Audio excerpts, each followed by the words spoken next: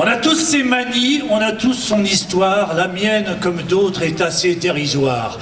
J'aime aller me vêtir vers les 8 heures du soir, en prince ou en mendiant devant un auditoire. J'aime prendre l'habit de Tartuffe ou d'Alceste, de Ruy Blas ou d'Ubu. Je suis un palimpseste sur lequel sont inscrits des rôles qui s'effacent, dont il reste des bouts avec le temps qui passe. J'aime aller me changer pour être un personnage, devenir quelqu'un d'autre et vivre davantage.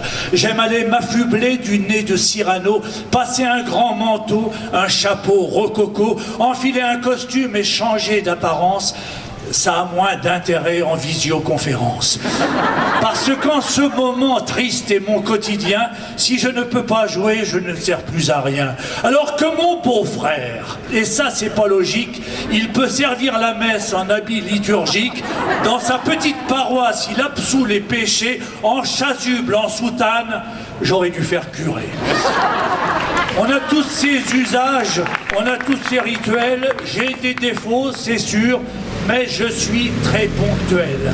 Tous les soirs, c'est réglé comme du papier à musique à 20 h en coulisses, je suis là. Je récite mon texte une dernière fois, je me prépare enfin et j'exerce ma voix. Je salue des amis, régisseurs, comédiens, valets de comédie, barbons ou musiciens, comiques, tragédiens, vedettes, figurants, tous en déséquilibre au bord du firmament.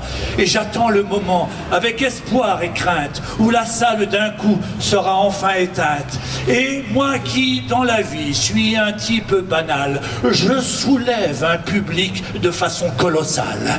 Mais depuis trop longtemps, me voilà empêché d'exercer mon art ou juste mon métier, surtout qu'après souvent le spectacle fini, on boit quelques godets, enfin, on se finit. Alors que mon cousin, le salaud, l'animal, grâce à un rituel d'ordre pontifical, au sein de sa paroisse, et ça me désespère, écluse les burettes, j'aurais dû faire vicaire. On ouvre les mosquées, on ouvre les églises, les synagogues aussi, il faut que je te dise. Les théâtres, vois-tu, comme des sanctuaires, réunissent souvent des vies fort singulières. Certains croient dans le ciel et d'autres n'y croient pas. On ne demande rien et chacun fait son choix. Note bien que tous ceux qui à Dieu ne croient pas recherchent des réponses, rêvent d'un au-delà. À l'orchestre, au balcon, assis dans leur fauteuil, sans se mettre à genoux, ils prient et se recueillent. Car vois-tu, un théâtre est un geste barrière contre les fanatiques et tous les mortifères. Le théâtre combat les superstitions. Un théâtre fermé est une aberration.